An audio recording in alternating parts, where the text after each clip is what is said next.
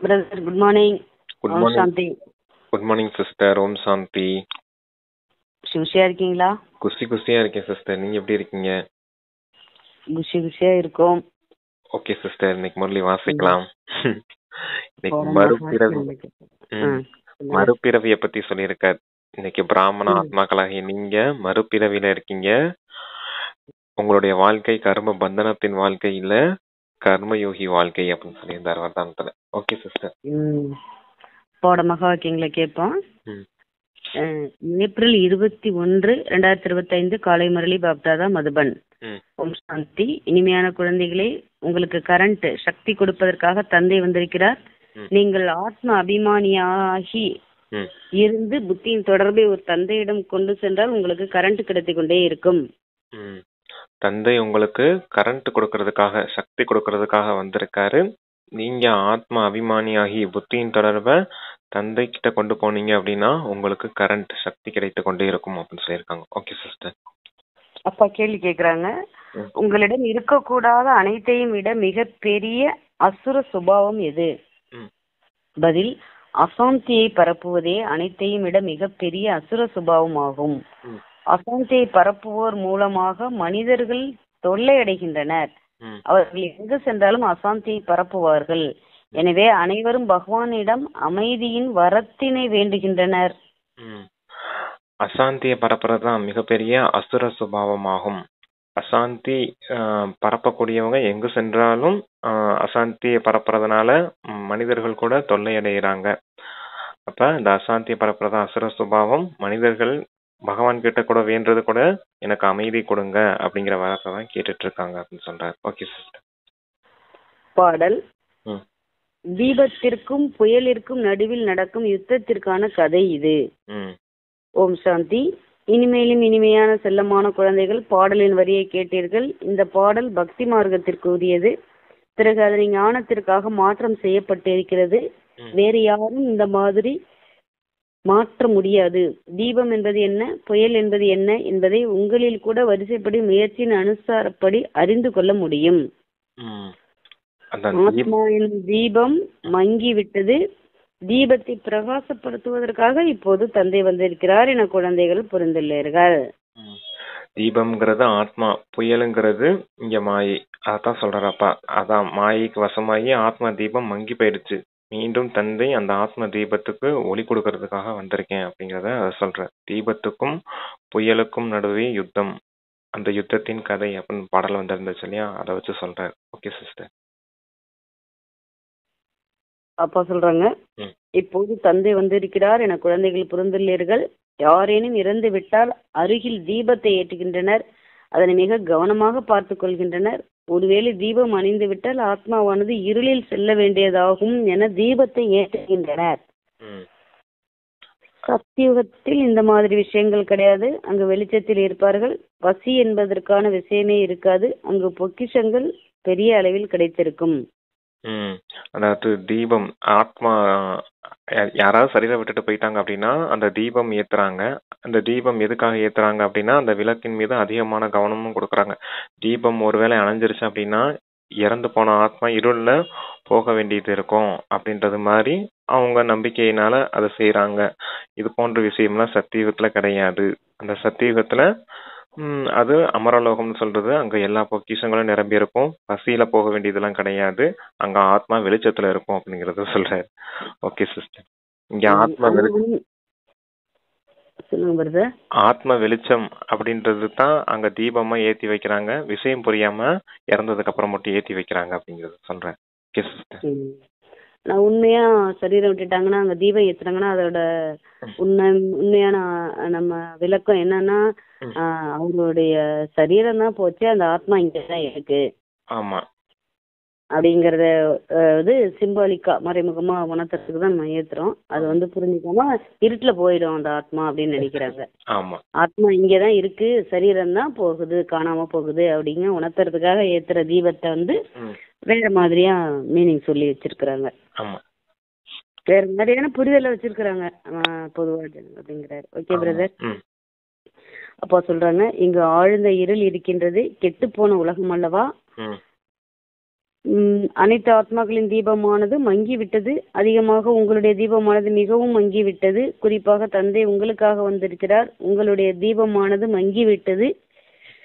இப்போது கரண்ட் எங்கிருந்து கிடைக்கும்? கரண்ட் தந்தையிடமிருந்து மட்டுமே கிடைக்கும் என குழந்தைகள் அறிந்துள்ளீர்கள். கரண்ட் அதிகமானால் பல்பில் வெளிச்சம் அதிகமாக வெளிப்படும். இப்போது நீங்கள் மிகப்பெரிய மிஷின் மூலமாக கரண்ட் அடைகின்றீர்கள். பம்பாய் போன்ற பெரிய நகரங்களில் பெரிய மனிதர்கள் இருக்கின்றார்கள். ஆகவே அதிகமாக கரண்ட் தேவைப்படும். எனவே அவசியம் பெரிய மிஷின் வேண்டும். இது எல்லையற்ற விஷயம் ஆகும். அதாவது சத்தியத்துல இருக்கும்போது ஆத்மா பிரகாசமா இருந்துச்சு, வெளிச்சமா இருந்துச்சு, சத்துவ பிரதான நிலையில இருந்துச்சு. ஆத்மா சத்துவம், அப்புறமேலு ரஜோ, அப்புறம் தமோ பிரதான நிலை அடைஞ்சதுனால ஆத்மா ஒளி மங்கி போயிடுச்சு. இப்ப தந்தை மீண்டும் ஆத்மாவுக்கு ஒளி கொடுக்கறதுக்காக, தமோ பிரதானத்துல இருந்து சத்துவ பிரதானமாக்குறதுக்காக அந்த ஒளி கொடுக்கிறார். எப்படி டெல்லி மும்பைல எல்லாம் போன்ற பெரிய பெரிய மிஷின் எல்லாம் வச்சிருக்காங்க, கரண்ட் இருக்கிறதுக்காகவும் இந்த வெளிச்சம் அதிகமா கொடுக்கறதுக்காகவும் எலக்ட்ரிசிட்டி அந்த எனர்ஜி எல்லாம் பண்றாங்க இல்லையா, லைட் எனர்ஜி, ஹீட் எனர்ஜி அதெல்லாம் செய்யறாங்க இல்லையா. அந்த எலக்ட்ரிசிட்டி இருக்கிறதுக்காக ஆட்டோமிக் பவர் ஸ்டேஷன் அதெல்லாம் வச்சிருக்காங்க இல்லையா. அது போல சொல்றாரப்பா, இங்க பெரிய பெரிய மிஷின்ஸ் எல்லாம் இருக்குது. அதே போல இப்ப நீங்க தந்தை கிட்ட இருந்து அடையக்கூடியதும் பெரிய மிஷின் கிட்ட இருந்து தான் உங்களுக்கும் தேவையான சக்திகளை, அந்த ஒளிய ஆத்ம பிரகாசத்தை வாங்கிக்கிறதுக்காக தந்தை கிட்ட வரணும் அப்படிங்கறத சொல்றேன். Okay sister. அப்பா சொல்றாங்க, இது எல்லையற்ற விஷயமாகும். முழு உலகத்தை சேர்ந்த ஆத்மாக்களின் தீபம் மிகவும் மங்கி விட்டது. அவர்களுக்கு கரண்ட் கொடுக்க வேண்டும். புத்தியின் தொடர்பை தந்தையிடம் ஈடுபடுத்துங்கள். இதுவே முக்கியமான விஷயம் என தந்தை புரிய வைக்கின்றார். தேகி அபிமானி ஆகுங்கள். முழு உலகத்தைச் சேர்ந்த பதித்த மனிதர்களை பாவனமாக்க அனைவருடைய தீபத்தையும் பிரகாசப்படுத்துவதற்காக தந்தை வந்திருக்கிறார். ஆக எவ்வளவு பெரிய தந்தையாக இருக்கிறார். முழு உலகத்தை சேர்ந்த ஆத்மாக்களின் ஆத்ம தீபத்தை ஏற்றுகின்றார். ஒரே ஒரு பவர் ஸ்டேஷன் தான் உங்களுக்கு, எல்லாரும் வந்து இங்கதான் சார்ஜ் போட்டுக்கணும் அப்படிங்கிறதுக்காக சொல்றாரு. முழு உலகத்துல இருக்கக்கூடிய எல்லா ஆத்மாக்களுக்கும் ஆத்ம ஒளியின் பிரகாசத்தை ஒளிய அதிகரிக்கிறதுக்காக தந்தை வந்திருக்கேன் அப்படிங்கிறத சொல்றாரு. நீங்க அதுக்காக தேகி அபிமானி ஆகணும். நான் ஆத்மா, இந்த தேகத்தின் எஜமானன், சுயராஜ்ய அதிகாரி. அந்த நினைவுல இருந்தீங்கன்னா உங்களுடைய ஆத்மா ஒளி பிரகாசம் அடையும். கூடவே தந்தை நினைவு இருந்துச்சுன்னா அந்த பவர் சேமிப்பாகும் அப்படின்னு சொல்றாரு. Okay sister. தந்தையா எப்படி தீபத்தை ஏற்றுகின்றார் என யாருக்கும் தெரியாது. அவரை ஜோதி சொரூபம் என்றும் கூறுகின்றனர். பிறகு சர்வவியாபி என்றும் கூறுகின்றனர்.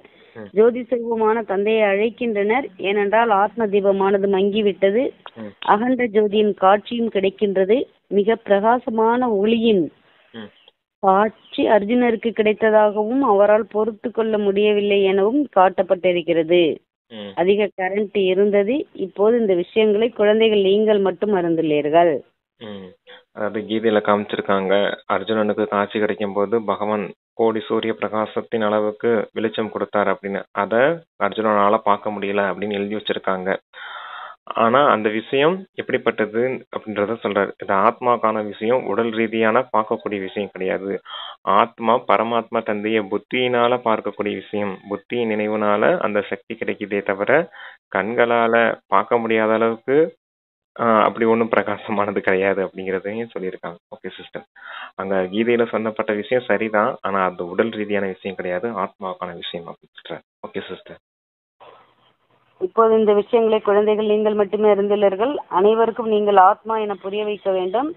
ஆத்மாக்கள் மேலே இருந்து இங்கு வருகின்றது. முதலில் ஆத்மா தூய்மையாக இருந்த போது அதில் கரண்ட் இருந்தது, சதோ பிரதானமாக இருக்கிறது. பொற்கால உலகத்தில் ஆத்மாக்கள் தூய்மையாக இருந்தன. பிறகு தூய்மையற்றதாக ஆகிவிடுகின்றது. தூய்மையற்ற நிலை அடைந்தவுடன் இறை தந்தையை அழைக்கின்றனர். எங்களை விடுதலை செய்யுங்கள், துக்கத்திலிருந்து காப்பாற்றுங்கள் என வேண்டுகின்றனர்.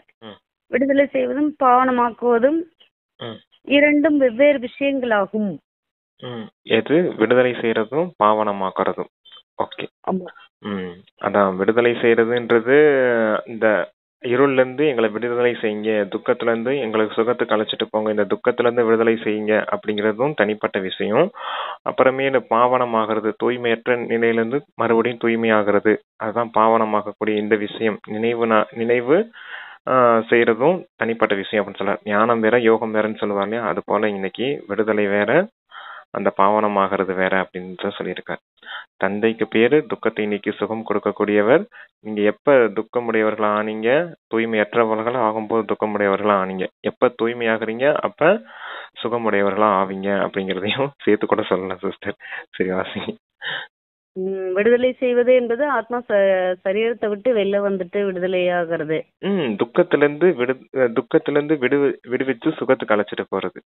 துக்கத்திலிருந்து விடுதலை செய்யறது, அதத்தான் லிபரேஷன். உங்களை நான் துக்கத்திலிருந்து விடுவிக்கிறதுக்காக வந்திருக்கேன் அப்படின்னு சொல்லுவார் இல்லையா, அத சொல்றாரு. துக்கத்திலிருந்து விடுவித்து சுகத்துக்கு கொண்டு சரீரத்தை விட்டு வர்றதா? சரீரத்தை பாவனமாக்குறதுங்கிறது சரீரத்துல இருந்துகிட்டே தூய்மையாக்குறது. ஆமா, விடுதலை ஆக்குறதுங்கிறது சரீரத்தை விட்டு இன்னொரு சரீரத்துக்கு போய் ஆத்மா தூய்மையாகுதா? துக்கத்திலிருந்து விடுவிக்கிறது. துக்கத்திலிருந்து விடுவிக்கிறது. ஆமா, சரி வாசிங்க. மூலமாக பத்தித்த நிலை அடைந்தனர். எனவே பாபா வாருங்கள், விடுதலையும் செய்யுங்கள், பாவனமாகவும் ஆக்குங்கள், இங்கிருந்து சாந்திதாமம் அழைத்து செல்லுங்கள். அதான் இப்ப விடுதலைனா அதுதான்.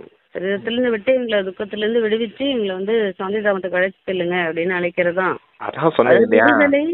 விடுதலை பாவனமாக்குவதுங்கிறது ரெண்டு கொடுத்திருக்காருல பிரதர். துக்கத்திலிருந்து காப்பாற்றுங்கள் வேண்டுகிற விடுதலை செய்வது பாவனமாக்குவது ரெண்டு வெவ்வேறு விஷயங்கள் சொல்லியிருக்காரு இல்லையா. விடுதலையாக்குறதுனா அந்த துக்கத்திலிருந்து விடுவிச்சு எங்களை முக்தி தாமத்துக்கு அழைச்சிட்டு போங்க. இல்ல, ரெண்டு பேர் இருக்குது அப்பாவுக்கு. அதத்தான் அப்படி சொல்றாரு. துக்கத்திலிருந்து விடுவிக்க கூடியவனாவும் நான் இருக்கேன், அதனால எனக்கு முக்தி வள்ளல் அப்படிங்கிற பேரும் இருக்குது.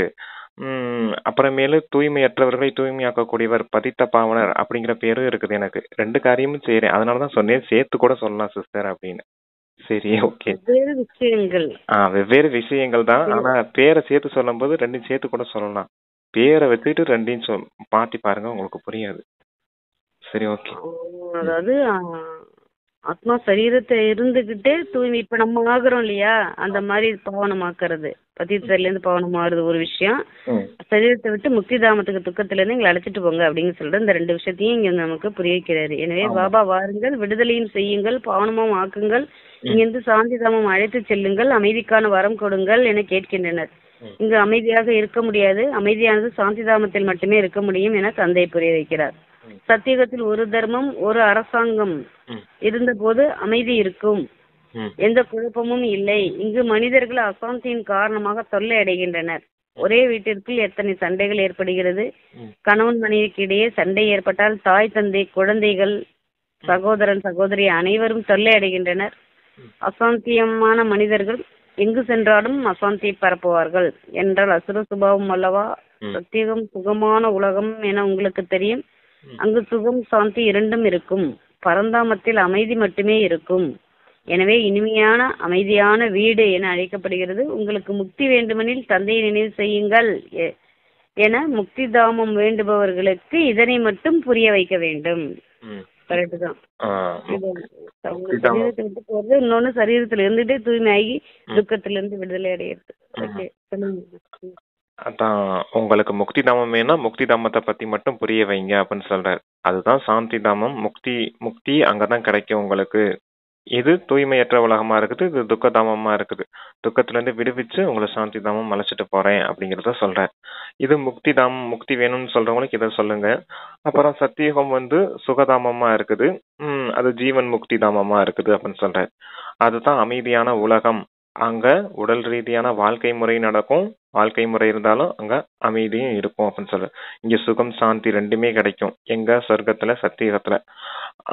வீட்டுல அமைதி சாந்தி தாமத்துல உங்களுக்கு வெறும் அமைதி மட்டும் கிடைக்கும் அப்படின்னு சொல்ல. யார் எங்களுக்கு முக்தி கிடைச்சா போதும் அப்படின்னு நினைக்கிறாங்களோ அவங்களுக்கு இந்த முக்தி தாமத்தின் விஷயத்தை மட்டும் சொல்லுங்க அப்படின்னு சொல்லியிருக்காங்க. Okay sister. முக்திக்கு பிறகு ஜீவன் முக்தி அவசியம் ஏற்படும். முதலில் ஜீவன் முக்தியில் இருந்து பிறகு ஜீவன் பந்தனத்தில் வருகின்றனர். பாதி பாதி கால அளவாகும். சதோ பிரதானத்தில் இருந்து சதோ ரஜோ தமோ நிலைக்கு அவசியம் வர வேண்டும். கடைசியில் ஓரிரு பிறவிகள் எடுப்பவர்களால் அப்படி என்ன சுகம் துக்கத்தை அனுபவிக்க முடியும்? நீங்கள் தான் முழுமையாக அனுபவம் செய்கிறீர்கள். இத்தனை பிறவிகள் சுகத்தையும் இத்தனை பிறவிகள் துக்கத்தையும் அடைகின்றோம் என்பதை நீங்கள் அறிந்துள்ளீர்கள். மற்ற தர்மங்கள் புது உலகில் வர முடியாது. அவர்களுடைய பங்கு பிற்காலத்தில் தான் ஏற்படுகிறது.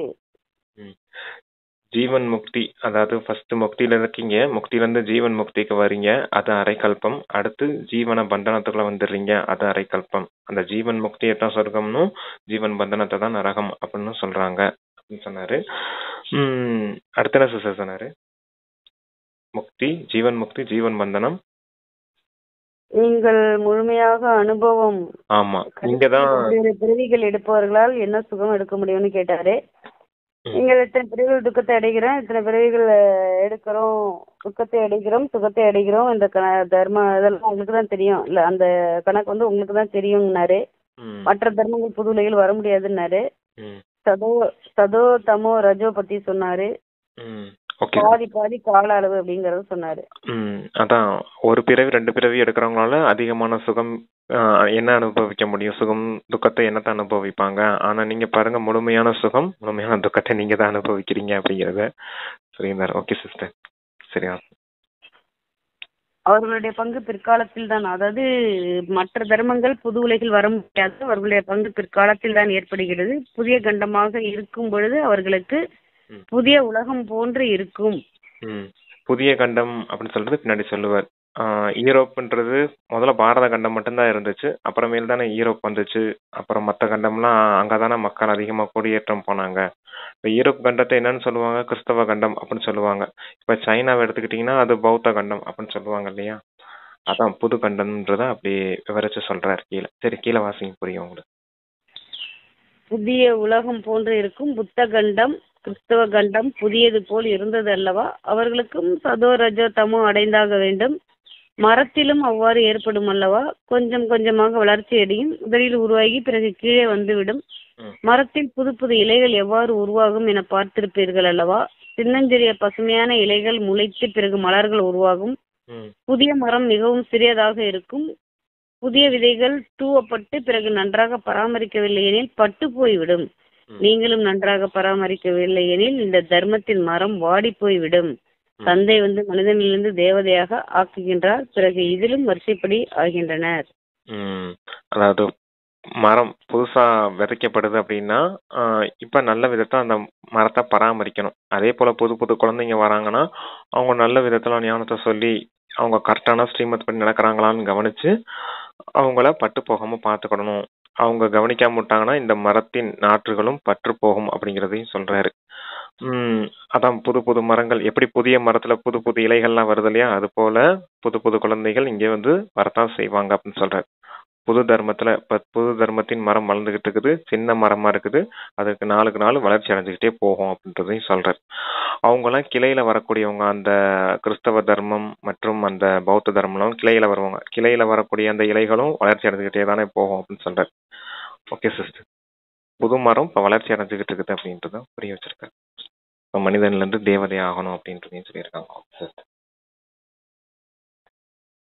இவர்களும் வரிசைப்படியாகின்றனர். ராஜ்யம் உருவாகின்றதல்லவா? நிறைய பேர் தோல்வி அடைகின்றனர். குழந்தைகளின் நிலையை பொறுத்து தந்தையின் அன்பு கிடைக்கின்றது. சில குழந்தைகளுக்கு வெளிப்படையாக அன்பு செலுத்த வேண்டியுள்ளது. பாபா, நாங்கள் தோல்வி அடைந்து பத்தித்தமாகிவிட்டோம் என சிலர் எழுதுகின்றனர். அவர்களை யார் கை தூக்கி விட முடியும்? அவர்கள் தந்தையின் உள்ளத்தில் அமர முடியாது. தூய்மையானவர்களுக்கே பாபா ஆஸ்தி கொடுக்க முடியும். தூய்மையாக இருக்கவங்க, நல்ல சேவை செய்யறவங்க, அவங்க தான் பாபாவின் இதயத்துல இடம் பிடிக்க முடியும் அப்படிங்கறத சொல்றாரு. தூய்மையா இல்லைன்னா அவங்களுக்கு என்ன பதவி கிடைக்கும்? தந்தையின் இதயத்துல இடம் கிடைக்காது அப்படிங்கறத சொல்லியிருக்காங்க. Okay sister. சொல்றாங்க, ஆரம்பத்தில் ஒவ்வொருவரிடமும் முழு விபரத்தை கேட்டு கணக்குகள் வாங்கப்பட்டது. எப்படி மனநிலையோ அதற்கேற்ற அன்பு கிடைத்தது. மேலோட்டமாக அன்பு செலுத்தப்பட்டது. ஆனால் முற்றிலும் புத்தியற்றவராக சேவை செய்யாதவராக இருக்கிறார் என உள்ளுக்குள் தெரியும். சிந்தனை வரத்தான் செய்யும் அல்லவா? அஞ்ஞான உலகில் கூட மகன் நன்றாக சம்பாதித்தால் தந்தை மிகவும் அன்பாக சந்திப்பார். அந்த அளவு சம்பாதிக்கவில்லை எனில் தந்தையின் அன்பு அந்த அளவு ஏற்படாது. இங்கும் அப்படித்தான் உள்ளது. குழந்தைகள் வெளியே சென்று சேவை செய்கிறார்கள் அல்லவா? எந்த தர்மத்தை சேர்ந்தவராக இருந்தாலும் அவர்களுக்கு புரிய வைக்க வேண்டும். தந்தையை விடுவிப்பவர் என கூறப்படுகிறது அல்லவா? விடுவிப்பவர் மற்றும் வழிகாட்டி யார்? அவருடைய அறிமுகத்தை கொடுக்க வேண்டும். அனைவருக்கும் மேலான சுப்ரீம் இறை தந்தை வந்து அனைவரையும் விடுவிக்கின்றார். நீங்கள் தூய்மையின்றி எவ்வளவு பத்தித்தமாகி விட்டீர்கள் என தந்தை கூறுகின்றார். எப்படி ஒரு தந்தை தந்தை மகனுக்குள்ள இருக்க தொடர்பா சொல்றாரு. மகன் நல்ல விதத்துல சம்பாதிச்சாருன்னா தந்தை எவ்வளவு அன்போடு சந்திப்பார். அதே போல நீங்களும் நல்ல விதத்துல தந்தை நினைவு செய்து சார்ட் நல்லா வச்சு தூய்மையா இருந்து உங்களுடைய கணக்கு வழக்கங்களை கரெக்டா வச்சிருந்து நல்ல விதத்துல சேவை செய்து மற்றவர்களை உருவாக்குறீங்கன்னா அப்ப தந்தையும் உங்களை சந்திக்க வரும்போது எவ்வளவு அன்போடு சந்திக்க வருவார். அது போன்ற விஷயம் தான் இங்கேயும் நடக்குது அப்படிங்கறதையும் சொல்லியிருக்காரு. தந்தைக்கு வழிகாட்டி அப்படிங்கிற பேரும் இருக்குது. தந்தை உங்களுக்கு எப்படி இந்த தூய்மையற்ற நிலையிலிருந்து தூய்மையாகிறதுக்கான வழியை காட்டுறேன் அப்படிங்கிறதையும் சொல்றாரு. எப்படி உங்களை இந்த துக்கத்திலிருந்து விடுவிக்கக்கூடிய காரியத்தையும் செய்றேன் அப்படிங்கிறதையும் சொல்லியிருக்காங்க. Okay sister. இப்போது என்னை நினைவு செய்யுங்கள். தந்தை சதா காலமும் சுத்தமாக இருக்கின்றார். மற்ற அனைவரும் தூய்மையாக இருந்து பிறகு தூய்மையற்றவராக ஆகின்றனர். மறுபிறவைகள் எடுத்து கீழே இறங்குகின்றனர். இந்த நேரம் அனைவரும் பதித்தமாக இருப்பதினால் தந்தை அறிவுரை தருகின்றார். குழந்தைகளே, நீங்கள் என்னை நினைவு செய்தால் பாவனமாவீர்கள். இப்போது மரணம் எதிரிலேயே உள்ளது. பழைய உலகத்தின் இது கடைசி நேரமாகும். மாயாவின் ஆடம்பரம் எவ்வளவு இருக்கிறது என மனிதர்கள் இதனை சொர்க்கம் என நினைக்கின்றனர். விமானம், மின்சாரம் போன்றவைகள் எவ்வளவு இருக்கிறது. இவை அனைத்தும் மாயாவின் ஆடம்பரங்கள். பிறகு சொர்க்கத்தின் ஸ்தாபனை ஏற்படும். இந்த மின்சாரம் போன்றவைகள் அனைத்தும் சொர்க்கத்தில் வரும். இதை பற்றி நன்கு தெரிந்தவர்கள் அங்கு தேவைப்படுவார்கள். இல்லையெனில் சொர்க்கத்தில் இவை எப்படி வர முடியும்? உங்களிடத்தில் மிகவும் நல்ல நல்ல கலைநுட்பம் தெரிந்தவர்கள் வருவார்கள். உங்களுடைய பிரஜைகளாக வருவார்கள். அவர்கள் ராஜ்யத்தில் வரமாட்டார்கள். இன்ஜினியரிங் படித்த நல்ல திறமையானவர்கள் உங்களிடம் வருவார்கள். இந்த நவீன கலைகள் வெளிநாட்டிலிருந்து இங்கு வருகின்றது. ஆக நீங்கள் அவர்களுக்கும் சிவபாபாவின் அறிமுகத்தை கொடுக்க வேண்டும். சொர்க்கத்துல இந்த மின்சாரம், பிளைட் போன்றவை எல்லாம் இங்க இருக்குது இல்லையா? இங்க இருக்கிறது கூட அங்கேயும் வரும். இங்க எல்லாம் துக்கம் கொடுக்கக்கூடியதா, ஆக்சிடென்ட் ஆகக்கூடியதாகவும் இருக்குது. அங்க எல்லாமே தூய்மையானதா, ஆக்சிடென்ட் ப்ரூஃபா உங்களுக்கு கிடைக்கும். அப்படிப்பட்ட இன்ஜினியர்ஸ்லாம் இங்க இருக்காங்க இல்லையா? அவங்கெல்லாம் இங்க இருக்கக்கூடிய எப்படி நல்ல கலைநுட்பத்தோட செய்யக்கூடியவங்க எல்லாமே ஆத்மாக்கள் எல்லாமே சம்ஸ்காரத்தை எடுத்துட்டு வருவாங்க அப்படிங்கிறத சொல்றார். எல்லாம் உங்களுடைய பிரஜைகளா வருவாங்க. ராஜ்யத்துல யாரும் வரமாட்டாங்க அப்படிங்கிறத சொல்லியிருக்காங்க. அப்ப இங்க என்ன சுகம் இருக்குதோ அந்த சுகம் அப்படியே சொர்க்கத்துக்கும் டிரான்ஸ்ஃபர் ஆகும் அப்படின்னு சொல்றாரு. ஆனா இங்க இருக்கக்கூடிய துக்கம் ஒண்ணு கூட அங்க இருக்காது அப்படிங்கறதையும் சொல்லியிருக்காங்க. Okay sister. வரக்கூடிய அவங்களுக்கெல்லாம் தந்தையோட அறிமுகத்தை நீங்க கொடுக்கணும் அப்படின்னு அப்பா நமக்கு சமிக்கை கொடுக்குறாங்க. ஆமா, நமக்கு இப்ப கூட விங் சர்வீஸ் கூட நடக்கும் இல்லையா? இன்ஜினியரிங் சயின்டிஸ்ட் விங்ஸ் எல்லாம் இருக்காங்க இல்லையா? அந்த சயின்டிஸ்ட் விங்ஸ்ல இருக்கவங்க தான் கண்டிப்பா இந்த மாதிரி காரியங்கள்லாம் செய்ய வருவாங்க.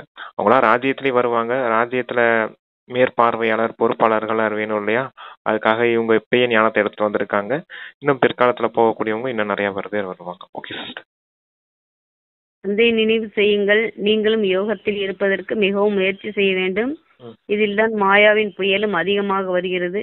மனதால் என்னை மட்டுமே நினைவு செய்யுங்கள் என்று மட்டுமே தந்தை கூறுகிறார். இது நல்ல விஷயம் அல்லவா? கிறிஸ்துவும் அவருடைய படைப்பு தான். பரமாத்மா மட்டுமே படைப்பவர். படைப்பவர் மற்ற அனைவரும் படைப்புகள்.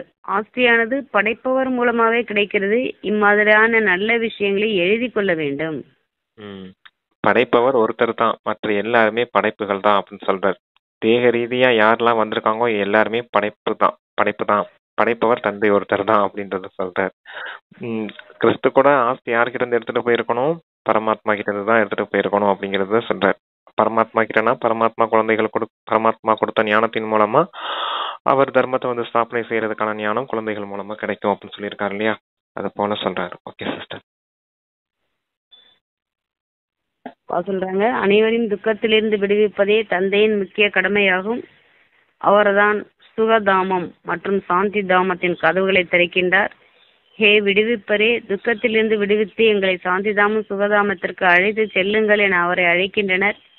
இங்கு சுகதாமம் இருந்த பொழுது மற்ற ஆத்மாக்கள் சாந்திதாமத்தில் இருப்பார்கள். தந்தையே சொர்க்கத்தின் கதவுகளை திறக்கின்றார். ஒன்று புதிய உலகிற்கான கதவு, இரண்டாவது சாந்திதாமத்தின் கதவு. இவ்விரண்டையும் திறக்கின்றார் என ஆத்மாக்கள் இவ்விரண்டையும் திறக்கின்றார். எந்த ஆத்மாக்கள் தூய்மையற்றதாகி விட்டனவோ அவர்களுக்கு தந்தை ஸ்ரீமத் தருகின்றார். ஆத்மா என புரிந்து என்னை நினைவு செய்தால் உங்களுடைய பாவங்கள் நீங்கிவிடும். யாரெல்லாம் முயற்சி செய்கின்றார்களோ அவர்கள் தனது தர்மத்தில் உயர்ந்த பதவியை அடைவார்கள்.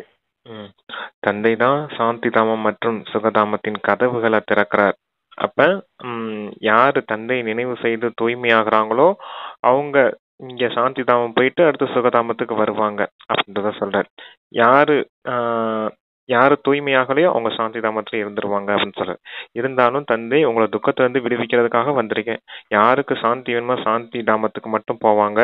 இங்க நல்ல விதத்துல முயற்சி செய்தாங்க அப்படின்னா அவங்க தர்மத்துல சுகதாமத்துல வந்து உயர்ந்த பதவியை அடைவாங்க அப்படின்னு சொல்றாரு. தந்தையின் ஸ்ரீமத் படி நடக்கணும் அப்படின்றத சொல்லியிருக்காங்க. தந்தை நினைவு செய்து பாவனம் ஆகணும் அப்படின்றதையும் சொல்லியிருக்காங்க. Okay sister. எல்லா ஆத்மாக்களுக்கும் பாபா கொடுக்குற ஆஸ்தி வந்து சாந்தி தாமம். ஆமா ஆமா, இப்ப வந்து தீர்த்தத்துல இருந்து இப்ப பாவனம் ஆகி அவர் நினைச்சு பாவங்களை எரிச்சவங்களுக்கு கிடைக்கிறது வந்து அந்த அரை கல்பம் சுகதாமம் அப்படிங்கறத நமக்கு புரிய வைக்கிறாரு. அப்போ சொல்றாங்க, முயற்சி செய்யவில்லை எனில் குறைவான பதவி அடைவார்கள். நல்ல நல்ல விஷயங்களை எழுதி வைத்துக் கொண்டால் சரியான நேரத்தில் பயன்படும். சிவபாபாவின் காரியத்தை நாங்கள் உங்களுக்கு சொல்கிறோம் என கூறுங்கள். இறை தந்தையான சிவனின் செயல்களை பற்றி கூறுவதற்கு இவர்கள் யார் என கேட்பார்கள். நீங்கள் அனைவரும் ஆத்ம ரூபத்தில் சகோதரர்கள் என சொல்லுங்கள். பிறகு பிரஜாபிதா பிரம்மாவின் படைப்பாகும் போது சகோதரன் சகோதரி ஆகின்றனர். இறை தந்தையை விடுவிப்பவர் வழிகாட்டி என கூறப்படுகிறது. அவருடைய காரியத்தை நாங்கள் உங்களுக்கு கூறுகின்றோம். இறை தந்தை எங்களுக்கு கூறியிருக்கிறார், அதை நாங்கள் உங்களுக்கு கூறுகின்றோம். குழந்தைகள் தந்தையை வெளிப்படுத்துவர், இதனையும் புரிய வைக்க வேண்டும். இறை தந்தையின் காரியத்தை நான் உங்களுக்கு சொல்லித்தாரோம் அப்படின்னு சொல்லுங்க. அவங்க திருப்பி கேட்பாங்க, இறை தந்தையின் காரியத்தை சொல்றதுக்கு நீங்க யார் அப்படின்னு. ஆத்ம ரூபத்துல எல்லாருமே சகோதர சகோதரர்கள் தான். இந்த பிரஜாபிதா பிரம்மா மூலமா நாங்க குழந்தைகளாம் தத்தெடுக்கப்பட்டிருக்கிறதுனால சகோதரன் சகோதரி ஆகிறோம். அப்ப நாங்க தான் உங்களுக்கு சொல்லித்தரோம் இறை தந்தையின் காரியத்தை. இறை தந்தை வந்து என்ன காரியம் இங்க செய்யறாரு அப்படிங்கிற விஷயத்த புரிய வைங்க சொல்லியிருக்காங்க. ஓகே சொல்றாங்க, இதனையும் புரிய வைக்க வேண்டும். ஆத்மா சின்னஞ்சிறு நட்சத்திரமாக இருக்கிறது. இந்த கண்களால் பார்க்க முடியாது. திவ்யமான பார்வையால் காட்சி ஏற்படும். புள்ளியாக இருப்பதால் பார்ப்பதில் என்ன லாபம் இருக்கிறது? தந்தையும் அவ்வாறு புள்ளியாக இருக்கிறார். அவர் பரமாத்மா என அழைக்கப்படுகிறார். ஆத்மா ஒரே ரூபத்தில் தான் இருக்கிறது. ஆனால் அவர் சுப்ரீமாக இருக்கிறார். ஞான கடலாக, ஆனந்த கடலாக, விடுவிப்பவராக மற்றும் வழிகாட்டியாக இருக்கிறார். அவருக்கு அதிகமாக நன்மை செய்யப்பட வேண்டும். அவருக்கு அதிகமாக மகிமைன்னு வரணும்னு நினைக்கிறேன். அதிகமாக மகிமை செய்யப்பட வேண்டும். தந்தை வரும்போதுதான் அனைவரையும் அழைத்து செல்ல முடியும் அல்லவா? அவர் வந்து ஞானம் தருவார். ஆத்மா எந்த அளவு சிறிய புள்ளியாக இருக்கிறதோ அந்த அளவே நானும் இருக்கின்றேன். ஞானத்தையும் ஒரு சரீரத்தில் பிரவேசமாகி கொடுக்கின்றேன். தந்தைக்கு ஞான கடல், சுகக்கடல், சாந்தியின் கடல் இப்படிலாம் பேர் இருக்குது. தந்தை வந்து என்ன காரியம் செய்யறேன் வந்து நான் ஞானம் மட்டுமே கொடுக்குறேன் அப்படின்னு சொல்ற. ஆத்மா ஒளி புள்ளியா இருக்குது, அதே போல தந்தையான நானும் ஒளி புள்ளியா இருக்கேன் அப்படிங்கறத சொல்ற.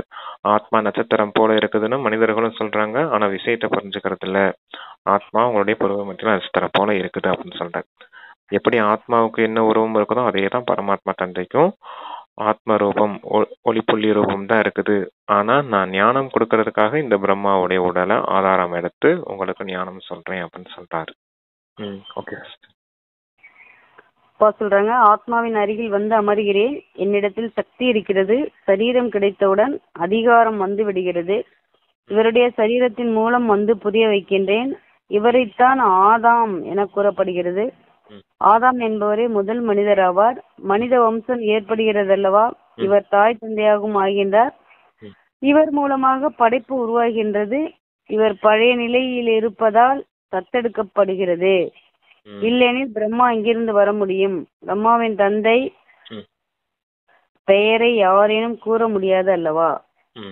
அதாவது பிரம்மாவின் தந்தை பெயரை யாரும் கூற முடியாது இல்லையா? பக்தி மார்க்கத்துல இருக்கும் போது பிரம்மா படைப்பவர்னு சொல்லியிருக்காங்க. அந்த படைப்பவருக்கு தந்தை யாருன்னு கேட்டா என்ன பதில் சொல்ல முடியும் பக்தி மார்க்கத்துல இருக்கவங்களால? அதான் புரிய வைக்கிறேன் அப்படின்னு சொல்றாரு. நான் வந்து இந்த சரீரத்தை ஆதாரமா எடுக்கிறேன். அப்ப அதிகாரம் எல்லாமே என்னுடையதாயிடுது. நான் இந்த சரீரத்தை கடனா எடுத்திருந்தாலும் இந்த பிரம்மாவும் என்னுடைய படைப்பு தான் அப்படிங்கறத சொல்றாரு. பிரம்மாவை நான் ஒரு குழந்தையா தத்தெடுத்திருக்கேன் அப்படின்னு சொல்றாரு. அப்புறம் எப்படி தத்தெடுக்காம பிரம்மா எப்படி தனிப்பட்ட முறையில வர முடியும் அப்படின்றத சொல்றாரு. அதனாலதான் பிரம்மாவின் தந்தை யாருன்னு கேட்டா யாராலையும் சொல்ல முடியாது. ஏன்னா நான் மறைமுகமான ரூபத்துல இல்ல வந்து இவரை தத்தெடுத்திருக்கேன். அங்க படைக்கக்கூடியவர் பிரம்மா, அழிக்கக்கூடியவர் சங்கரர், காக்கக்கூடியவர் விஷ்ணு அப்படின்னு சொல்லியிருக்காங்க. இந்த 3 பேரையும் படைத்தவரே படைப்பவரான சிவன் தான் அப்படிங்கறத இங்க சொல்றாங்க. சரிங்க சிஸ்டர். பிரம்மா, விஷ்ணு, சங்கர் இவர்கள் அனைவரும் யார் மூலமாகவோ படைக்கப்பட்டவர்கள் தானே. ஆக படைப்பவர் ஒருவர் மட்டுமே. தந்தை இவரை தத்தெடுத்திருக்கிறார். இதனை சிறிய குழந்தைகள் கூறினால் இது மிகப்பெரிய ஞானமாக இருக்கிறது என கூறுவார்கள். எந்த குழந்தைகளுக்கு நன்கு தாரணை ஏற்படுகிறதோ அவர்களுக்கு மிகவும் மகிழ்ச்சி இருக்கும். ஒருபோதும் சோர்வு ஏற்படாது. யாரேனும் புரிந்து கொள்ளாமல் இருந்தால் சோம்பல் முறித்துக் கொள்வார்கள். உங்களுக்கு ஒருபோதும் சோம்பல் வரக்கூடாது. சிறிய குழந்தைங்க புரிய வச்சா இது மிகப்பெரிய ஞானம்னு புரிஞ்சுக்கிடுவாங்க. இந்த ஞானத்தின் மூலமா உங்களுக்கு அளவற்ற மகிழ்ச்சியில இருக்கணும் அப்படின்னு சொன்னாரு.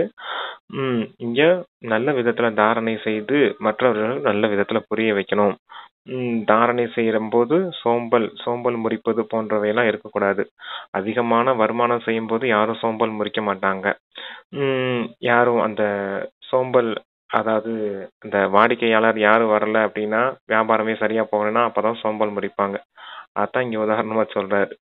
தாரணை செய்துட்டு இருந்தீங்க, ஞானத்தை தாரணை செய்தீங்கன்னா உங்களுக்கு ஒருபோதும் சோம்பல் வராது. ஏன்னா வருமானம் கிடைச்சிட்டு இருக்குது உங்களுக்கு தாரணையின் மூலமா. இப்ப சோம்பல் முறிக்கிறீங்கன்னா என்ன அர்த்தம்? தாரணையாகல எதுவும் புரிஞ்சுக்கிடாம இருக்கீங்க அப்படின்றத சொல்றாரு. சொல்றாங்க, வருமானம் ஏற்படும் நேரத்தில் ஒருபோதும் சோம்பல் வராது. வாடிக்கையாளர்கள் வரவில்லை எனில் வியாபாரம் மந்தமாக இருக்கும். சோம்பல் ஏற்படும். இங்கு கூட தாரணை ஏற்படாமல் போய்விடுகிறது. சிலருக்கு முற்றிலும் புரியவில்லை. ஏனென்றால் தேக அபிமானம் இருக்கிறது. ஆத்மா அபிமானியாக அமர முடியாமல் வெளி விஷயங்கள் ஏதாவது நினைவில் வருகின்றன. ஏன் உங்களுக்கு சோம்பல் வருதுன்றத சொல்றாரு. ஆத்மா அபிமானியாக இருந்தீங்கன்னா உங்களுக்கு சோம்பல் வராது. தேக அபிமானத்தின் விஷயம் இருக்குது, கூடவே வெளி உலகத்தின் விஷயங்கள் புத்திர ஓடிக்கிட்டே இருக்கிறதுனாலதான் சோம்பல் வருது அப்படிங்கிறத சொல்றாரு. அவர்களால் முக்கிய விஷயங்களை கூட குறித்து கொள்ள முடியவில்லை. வெளி விஷயங்கள் ஏதாவது நினைவில் வருகின்றன. அவர்களால் முக்கிய விஷயங்களை குறித்து கொள்ள முடியவில்லை. இந்த விஷயங்கள் மிகவும் நன்றாக இருக்கிறது என திறமையான புத்தி உடையவர்கள் உடனே குறித்து கொள்கின்றனர். படிப்பவர்களின் நடைமுறைகளையும் ஆசிரியர் பார்ப்பார்கள் அல்லவா? திறமையான ஆசிரியரின் கவனம் எல்லா பக்கமும் செல்லும். அப்பொழுதுதானே படிப்பிற்கான சான்றிதழ் வழங்க முடியும். திறமையான ஆசிரியர் சொல்லியிருக்காரு. திறமையான ஆசிரியரின் கவனம் எல்லா பக்கமும் செல்லும். அப்பொழுதுதானே படிப்பிற்கான சான்றிதழ் வழங்க முடியும். நன்னடத்தைக்கான சான்றிதழும் கொடுக்கப்படுகிறது. எவ்வளவு ஆப்சென்ட் என்பது பார்க்கப்படும். இங்கு வந்து அமர்ந்தாலும் எதையும் புரியாமல் சிலர் இருக்கின்றனர் அப்படிங்கிறதுக்கு சொல்ல வராரு. சொல்லுங்க பிரதர், மேல என்ன சொல்லியிருக்கான்னு சொல்லிடுங்க. திறமையான ஆசிரியர் குழந்தைகளுடைய நடத்தையும் கவனிப்பார் இல்லையா? மாணவர்களுடைய நடத்தை எப்படி இருக்குது, அவங்க எந்த அளவுக்கு ஞானத்தை புரிஞ்சுக்கிறாங்க, நடைமுறையில கொண்டுட்டு வராங்க, நடத்தை நல்லா இருக்குதா அப்படிங்கறதெல்லாம் பாப்பார் இல்லையா? இவங்க ஆவரேஜா இருக்காங்களா, இல்ல புவரா இருக்காங்களா, இல்ல நல்ல விதத்துல தாரணை செய்யக்கூடியவங்களா, நல்ல ஃபர்ஸ்ட் கிளாஸ்ல பாஸ் பண்ணக்கூடியவங்களா இருக்காங்களா அப்படிங்கிற அந்த விஷயத்தெல்லாம் ஆசிரியர் பாப்பார் இல்லையா? அது போலதான் நானும் ஆசிரியரா இருக்கேன் இல்லையா? அதான் உங்களுடைய நடத்தை, உங்களுடைய புத்தியின் கூர்மையெல்லாம் பார்த்துட்டு இருக்கேன் அப்படிங்கிறத சொல்றேன். திறமையானவர்களும் இருக்காங்க, ஒண்ணுமே புரிஞ்சுக்கிடாதவங்களும் இருக்காங்க அப்படின்னு சொல்றேன். தெய்வீக நடத்தையும் குறைவாக இருக்குது அப்படின்னு சொல்லியிருக்காரு. நல்ல நடத்தையுடையவங்களும் இருக்காங்க, குறைவான நடத்தையுடையவங்களும் இருக்காங்க அப்படின்னு சொல்லியிருக்காரு. Okay sister. அப்போ சொல்றாங்க, எவ்வளவு ஆப்சென்ட் என்பது பார்க்கப்படும். இங்கு வந்து அமர்ந்தாலும் எதையும் புரியாமல் சிலர் இருக்கின்றனர். தாரணை இல்லை, புத்தி மந்தமாக இருக்கிறது. தாரணை ஆவதில்லை என சிலர் கூறுகின்றனர். ஆக பாபா என்ன செய்ய முடியும்? இது உங்களுடைய கர்மத்தின் கணக்கு வழக்காகும். தந்தை ஒரே மாதிரியான முயற்சியே செய்ய வைக்கின்றார். உங்களுக்கு அதிர்ஷ்டம் இல்லை எனில் என்ன செய்ய முடியும்? சொல்லுங்க. அதாவது என்ன சொல்றாருன்னா, அந்த அதிர்ஷ்டம் இல்லைன்னா நான் என்ன செய்ய முடியும்? நல்ல விதத்துல தான் நான் புரிய வைக்கிறேன். எல்லாருக்கும் ஒண்ணு போல தான் புரிய வைக்கிறேன். உங்களால தாரணை செய்துக்க முடியலன்னா என்ன செய்ய முடியும்? அது உங்களுடைய பழைய கணக்கு வழக்கு அப்படின்னு சொல்றார். அப்ப உங்களுக்கு அந்த கணக்கு வழக்கெல்லாம் முடிக்கிறதுக்கு தான் தந்தை ஸ்ரீமத் கொடுத்திருக்காரு. நினைவுல இருந்து தூய்மையாகுங்க. அப்படின்னா தான் அந்த கணக்கு வழக்கு முடியும். அப்ப நீங்க நல்ல விதத்துல தாரணை செய்ய முடியும். இப்ப எங்களுக்கு தாரணையே ஆகல பாபா அப்படின்னு சொல்றதுக்கு காரணமும் அந்த கணக்கு வழக்கு தான். அதனாலதான் நினைவுனால தூய்மையாகுங்க முதல்ல, அப்புறமே ஞானத்தின் தாரணை நல்ல விதத்துல ஆகும்.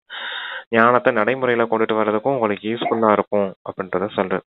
அதனாலதான் சொல்றது, நான் எப்பவுமே அந்த யோகத்துல நல்ல கவனம் கொடுக்காம தாரணையில வர்றது கஷ்டம். அதனாலதான் கமெண்ட்ரி அதிகமா யூஸ் பண்ணாதீங்க. நீங்க தனிப்பட்ட முறையில நேரம் வீணாகுதுன்னு யோசிக்காம எப்படியாவது உங்களுடைய மனம் புத்தியினால அப்பா கிட்ட கனெக்ட் பண்றதுக்கு முயற்சி செய்யுங்க அப்படின்னு சொல்றது. ஏன்னா நீங்க நல்ல விதத்துல நினைவு செய்து தூய்மையானீங்கன்னா தான் கணக்கு வழக்குகள் முடியும். புத்தி ஷார்ப்னஸ் அதிகமாகும். அப்போ நீங்க ஞானத்தை தாரணை செய்யும் போது இன்னும் உங்களுக்கு நல்ல தாரணையாகும். அதை நடைமுறையில ஈஸியா கொண்டுட்டு வர்றதுக்கு யூஸ்ஃபுல்லா இருக்கும் அப்படின்னு. சரிங்க சிஸ்டர், சரிவா. அப்பா சொல்றாங்க, பள்ளியில் படிப்பவர்களில் சிலர் தேர்ச்சியும் சிலர் தோல்வியும் அடைகின்றனர். இங்கு எல்லையற்ற படிப்பினை எல்லையற்ற தந்தை கற்பிக்கின்றார். வேறு தர்மத்தை சார்ந்தவர்கள் கீதையின் விஷயங்களை புரிந்து கொள்ள மாட்டார்கள். தேசத்தை பொறுத்து புரிய வைக்க வேண்டும். முதலில் உயர்ந்ததிலும் உயர்ந்த தந்தையின் அறிமுகத்தை கொடுக்க வேண்டும். அவர் எப்படிப்பட்ட விடுவிப்பவராக வழிகாட்டியாக இருக்கிறார். சுத்தத்தில் இந்த விகாரங்கள் இருப்பதில்லை. இந்த நேரம் சாத்தானின் ராஜ்யமாக இருக்கிறது, பழைய உலகமாக இருக்கிறது. இதை பொற்கால உலகம் என கூற முடியாது. புதிய உலகமாக இருந்தது, இப்போது பழையதாகிவிட்டது. எந்த குழந்தைகளுக்கு சேவையில் ஆர்வம் இருக்கிறதோ அவர்கள் இந்த விஷயங்களை குறித்து கொள்ள வேண்டும். அச்சா. ஓம் சாந்தி. எந்த விஷயத்தை குறிச்சு கொள்ளணுமா சிஸ்டர்? இப்போது பழையதாகிவிட்டது, புதிய உலகம் இப்போது பழையதாகிவிட்டது. எந்த குழந்தைக்கு சேவையில் ஆர்வம் இருக்கிறதோ அவர்கள் இந்த விஷயங்களை குறித்து கொள்ள வேண்டும். சேவையில யாருக்கு ஆர்வமா இருக்கோ அவங்களுக்கு சொல்லணுங்கிறது. அவங்க குறிச்சுக்குங்கிறாரு. நல்ல நல்ல பாயிண்ட்ஸ் எல்லாம் குறிச்சுக்கோங்க. அதுல முக்கியமான பாயிண்ட்ஸ் இந்த பாயிண்ட்ஸ் அப்படின்னு சொல்லியிருக்காரு. அதான் அந்த பாயிண்ட் என்ன சிஸ்டர்னு கேட்டேன். அதான் அந்த பாயிண்ட் இந்த நேரம் சாத்தானின் ராஜ்யமா இருக்கு. தந்தை அறிமுகத்தை கொடுக்கணும். எப்படி அவர் வழிகாட்டுறாரு சொர்க்கத்துக்கு. சொர்க்கத்துல விகாரங்கள்லாம் இருக்காது இல்லையா, அப்படிங்கறத குறிச்சுக்கணும் அப்படிங்கிறாரு. பழைய உலகம் எப்படி புதிய உலகம் ஆகுறது, தந்தை எப்படி என்ன செய்யறாரு அப்படிங்கறது புரிஞ்சுக்கணும். அதாவது பொது உலகத்துல சாத்தான் இருக்க மாட்டான், 5 விகாரங்கள் இருக்காது. இந்த பழைய உலகத்துலதான் சாத்தான் இருக்கான், 5 விகாரங்கள் இருக்குது. இப்பதான் நீங்க இந்த விகாரங்கள் மீது வெற்றி அடைகிறீங்க யோக பலத்தின் மூலமா அப்படிங்கறத அதை சொல்லியிருக்காங்க. Okay sister. சேவாதாரி குழந்தைங்க இதை நல்ல விதத்தில் தாரணை செய்து மற்றவர்களுக்கும் புரிய வைக்கணும் அப்படின்னு சொல்லியிருக்காரு. சரி. உண்மையிலும் இனிமையான தேடி கண்டெடுக்கப்பட்ட செல்ல குழந்தைகளுக்கு தாயும் தந்தையுமான பாப்தாதாவின் அன்பு நினைவுகள் மற்றும் காலை வணக்கம். ஆன்மீக குழந்தைகளுக்கு ஆன்மீக தந்தையின் நமஸ்தே, ஆன்மீக தந்தைக்கு ஆன்மீக குழந்தைகளின் நமஸ்தே. தாரணைக்கான முக்கிய சாரம், ஃபர்ஸ்ட் பாயிண்ட், படிப்பில் மிகவும் வருமானம் இருக்கிறது, எனவே மிகுந்த மகிழ்ச்சியோடு வருமானம் சம்பாதிக்க வேண்டும். படிக்கும் நேரத்தில் சோம்பல் அடைவது, புத்தியோகம் அங்குமிங்கும் அலைவது கூடாது. விஷயங்களை குறித்து கொண்டு தாரணை செய்ய வேண்டும். விஷயங்களை நல்லா குறிச்சு வச்சுக்கணும். அப்புறம் நல்லா விதத்துல தாரணை செய்யணும். படிப்பு வருமானம் செய்ய வேண்டிய நேரத்துல சோம்பல்லாம் வரக்கூடாது. நல்ல ஆத்மாபிமானியா இருந்து நல்ல விதத்துல அந்த தாரணை செய்யணும் அப்படின்னு சொல்றாரு. Okay sister. தூய்மையாகி தந்தையின் உள்ளபூர்வமான அன்பை அடைவதற்கான அதிகாரியாக வேண்டும். சேவையில் திறமைசாலியாக இருக்க வேண்டும். நல்ல முறையில் வருமானம் செய்து செய்விக்க வேண்டும்.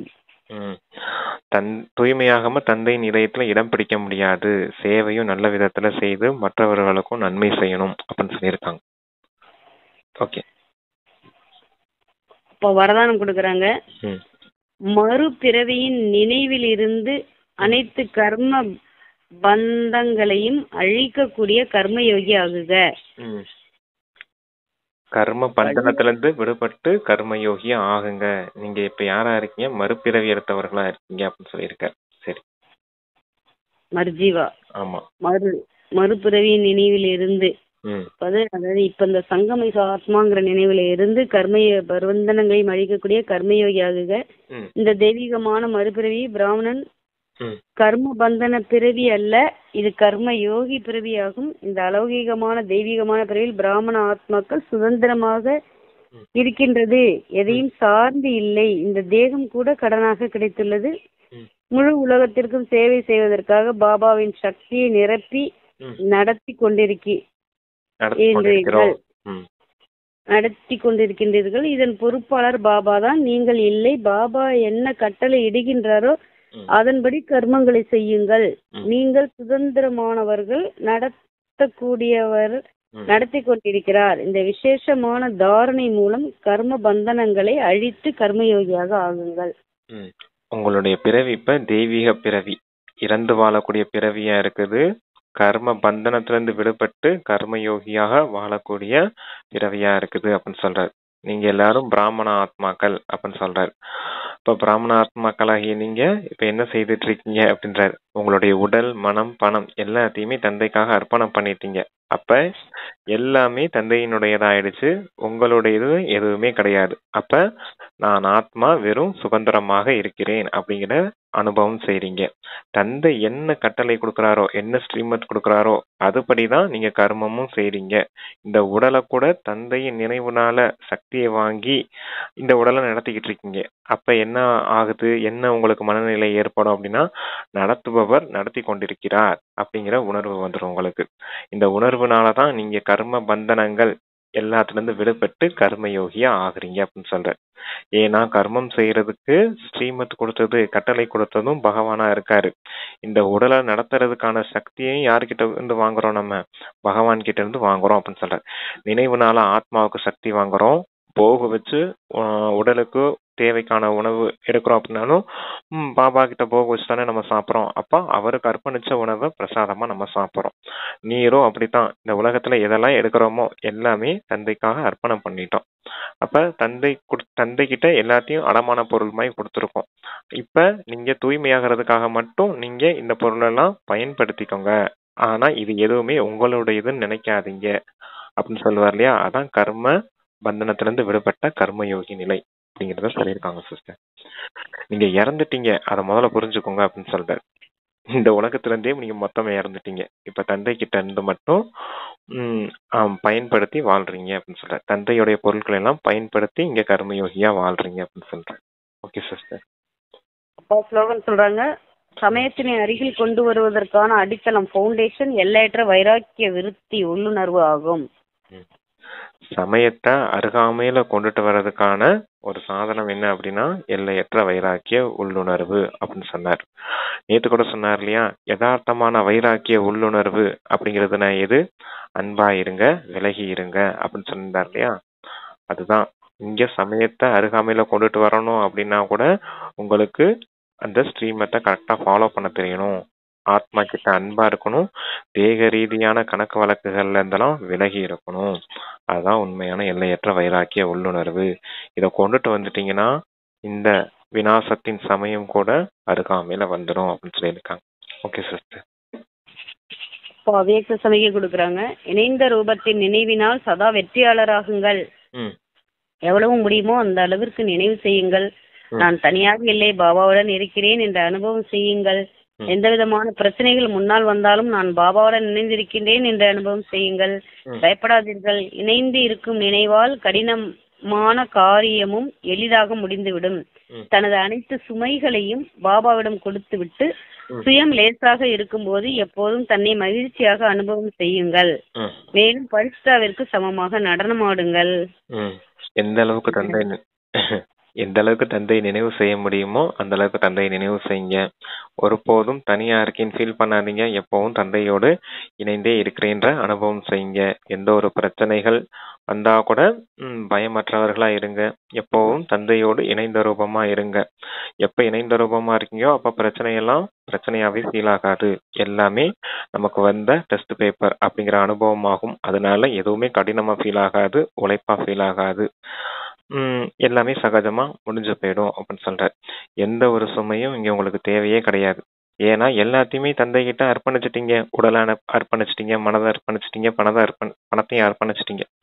உடல், மனம், பணம் எல்லாத்தையும் தந்தை கிட்ட அர்ப்பணிச்சிட்டீங்க. அப்ப நீங்க சுமையுடையவர்களா இருக்கக்கூடாது. எப்பவும் வெயிட்லெஸ்ஸா இருக்கணும் அப்படின்னு சொல்ற. அளவற்ற மகிழ்ச்சியில இருங்க. பரிசுத்தா தன்மையில இருந்து எப்பவும் அந்த பரிசுத்தாவின் நடனம் ஆடிக்கிட்டே இருங்க அப்படின்னு சொல்ற. Okay sister. இது எல்லாமே எதுல கிடைக்குது உங்களுக்கு? தந்தை கிட்ட நினைவின் ஆதாரத்துல எப்பவும் இணைந்த ரூபமா இருக்கிறதும் தந்தை கிட்ட முழுமையா சமர்ப்பணமாயிருக்கீங்களா அப்படிங்கிறதையும் செக் பண்ணிக்கோங்க. நீங்க எப்ப தந்தை கிட்ட முழுமையா சமர்ப்பணம் ஆயிட்டீங்களோ அப்பவே மொத்தமா பரிசுத்தம் ஆயிடுறீங்க அப்படின்னு சொல்லியிருக்காரு. Okay sister. பாபாவுக்கு நன்றி. Thanks brother. ஓம் சாந்தி. ஓம் சாந்தி. Thank you sister. தேங்க்யூ பாபா.